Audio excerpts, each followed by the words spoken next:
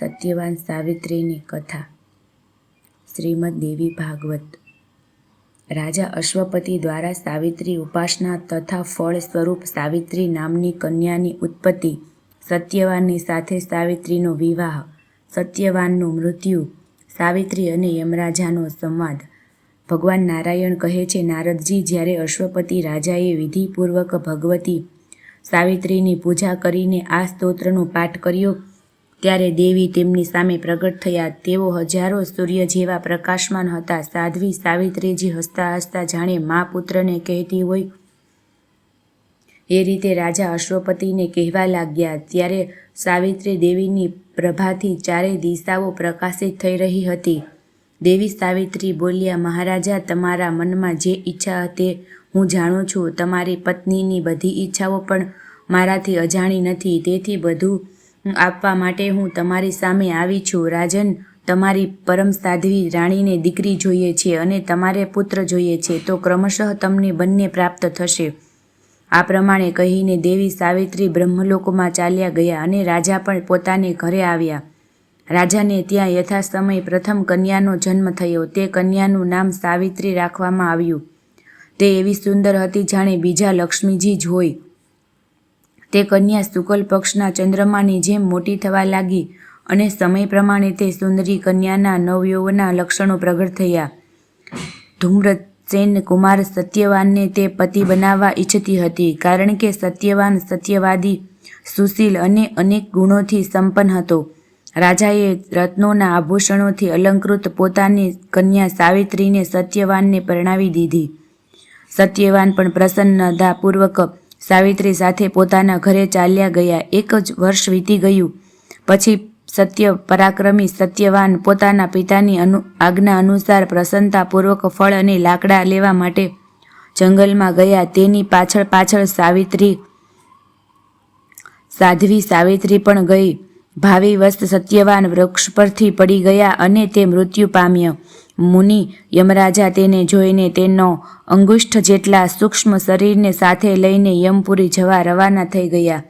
ત્યારે સાધ્વી સાવિત્રી પણ તેમની પાછળ પાછળ ગઈ. સંયમની પુરીના સ્વામી સાધુ શ્રેષ્ઠ યમરાજે સુંદરી સાધ્વીને પાછળ આવતી જોઈને મધુર વાણીમાં કહ્યું. ધર્મરાજા બોલ્યા, અરે સાવિત્રી, તું આ મનુષ્ય દેહથી ક્યાં જઈ રહી છે? જો પતિદેવની સાથે જવાની તારી ઈચ્છા હોય તો પહેલા આ શરીરનો ત્યાગ કરી દે. મૃત્યુ લોકના જીવ આ પંચમહાભૂતના શરીર સાથે મારા લોકમાં જઈ શકતા નથી. નશ્વર વ્યક્તિ નશ્વર લોકમાં જ જવાનો અધિકારી છે. સાધ્વી, તારો પતિ સત્યવાન ભારતખંડમાં આવ્યો હતો. તેનું આયુષ્ય પૂરું થઈ ગયું છે. તેથી પોતાના કર્મફળ ભોગવવા માટે તે હવે મારા લોકમાં જઈ રહ્યો છે. પ્રાણીનો જન્મ કર્મથી જ થાય છે અને કર્મથી જ તેનું મૃત્યુ થાય છે. સુખ, દુઃખ, ભય અને શોક આ બધું કર્મ પ્રમાણે પ્રાપ્ત થાય છે. કર્મના પ્રભાવથી જીવ ઇન્દ્ર પણ બની શકે છે. પોતાનું ઉત્તમ કર્મ જીવનને બ્રહ્મપુત્ર બનાવી શકે છે. પોતાના શુભ કર્મના આધારે જીવ શ્રી હરિનો દાસ થઈને જન્માદિ વિકારોથી મુક્ત થઈ શકે છે. બધી જ સિદ્ધિઓ, અમરત્વ તથા શ્રીહરિના અલૌકિક સાલોક્યાદિ 4 પ્રકારના પદ પણ પોતાના શુભ કર્મોના પ્રભાવથી મળી શકે છે. દેવતા, મનુ, રાજેન્દ્ર, શિવ, ગણેશ, મુનિન્દ્ર, તપસ્વી, ક્ષત્રિય, વૈશ્ય, મલેચ્છ, સ્થાવર, જંગમ, પર્વત, રાક્ષસ, કિન્નર, અધિપતિ, વૃક્ષ, પશુ, કિરાત, અત્યંત સૂક્ષ્મ જંતુ, કીડા, દૈત્ય, દાનવ તથા અસુર, આ બધા યોનિઓ પ્રાણીઓને પોતાના કર્મ પ્રમાણે પ્રાપ્ત થાય છે. તેમાં કોઈ સંશય નથી. આ પ્રમાણે સાવિત્રીને કહીને યમરાજા મૌન થઈ ગયા. ભગવાન નારાયણ કહે છે, મુને, પતિવ્રતા સાવિત્રીએ યમરાજાની વાત સાંભળીને ભક્તિ સાથે તેમની સ્તુતિ કરી. પછી તે તેમને પૂછવા લાગી. સાવિત્રીએ પૂછ્યું, ભગવાન, કયું કાર્ય છે? કયા કર્મના પ્રભાવથી શું ફળ મળે છે? કયા ફળમાં કયો હેતુ છે? કોણ દેહ છે અને કોણ દેહી છે? અથવા સંસારમાં પ્રાણી કોની પ્રેરણાથી કર્મ કરે છે?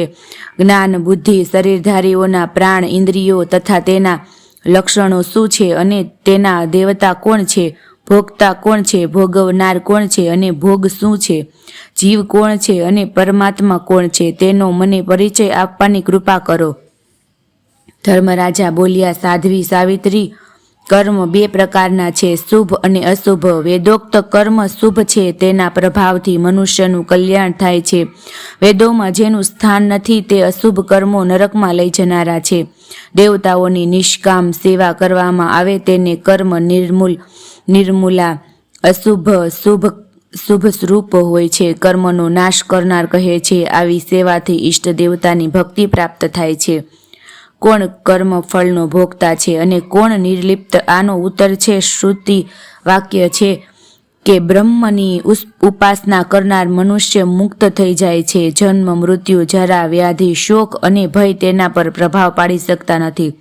સાધ્વી શ્રુતિઓમાં ભક્તિ 2 પ્રકારની કહી છે, તેમાં કોઈનો વિરોધ નથી. એક નિર્વાણ પદ આપનારી નિર્ગુણ આત્મ વિષયક ભક્તિ છે અને બીજી સારૂપ્ય પ્રદાન સગુણ પ્રભુના સ્વરૂપને આપનારી ભક્તિ છે.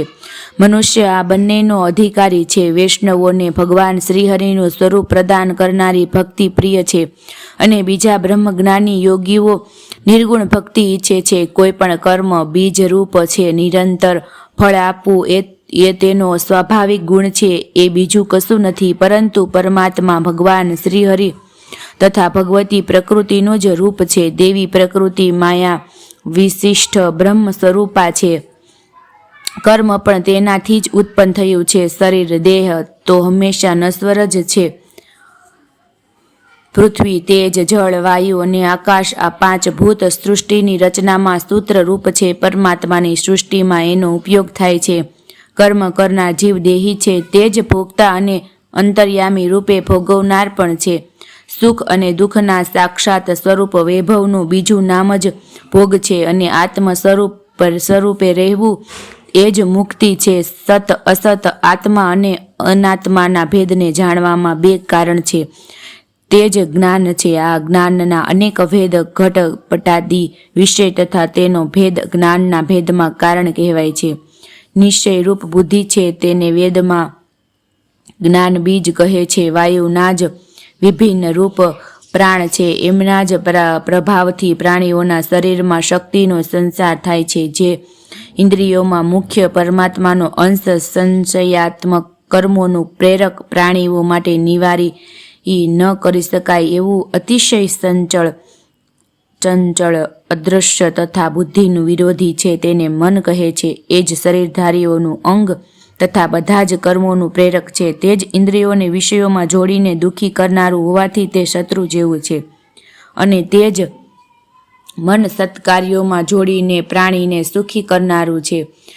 તે જ મિત્ર રૂપ પણ છે. આંખ, કાન, ત્વચા, ચામડી અને જીભ વગેરે ઇન્દ્રિયો છે. સૂર્ય, વાયુ, પૃથ્વી અને બ્રહ્મા વગેરે ઇન્દ્રિયોના દેવતાઓ છે. જે પ્રાણ અને શરીરને ધારણ કરે છે તેને જીવ કહે છે. પ્રકૃતિથી પર જે સર્વવ્યાપી નિર્ગુણ બ્રહ્મ છે તેને પરમાત્મા કહે છે.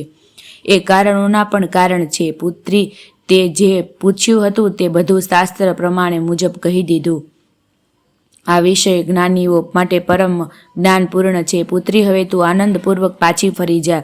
સાવિત્રીએ કહ્યું, પ્રભુ, આપ જ્ઞાનના અથાહ સમુદ્ર છો. હવે હું મારા પ્રાણનાથ અને આપને છોડીને કઈ રીતે ક્યાં જાઉં? હું જે વાતો પૂછું આપ તેનો જવાબ આપવાની કૃપા કરો. જીવ કયા કર્મના પ્રભાવથી કઈ યોનિઓમાં જાય છે?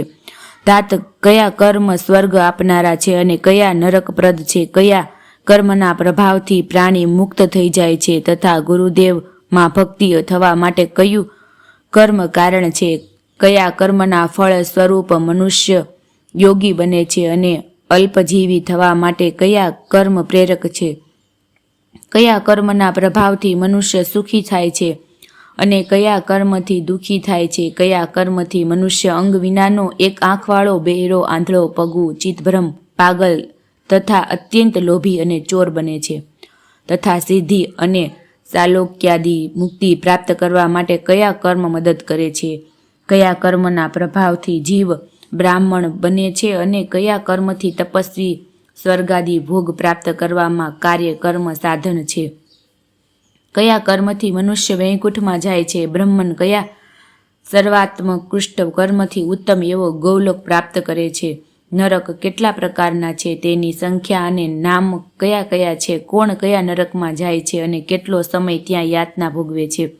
કયા કર્મના ફળથી પાપીઓના શરીરમાં કયો વ્યાધિ ઉત્પન્ન થાય છે? ભગવાન, મેં આ જે પ્રશ્નો કર્યા છે એ બધાનો ઉત્તર આપની કૃપાથી આપવાની કૃપા કરો.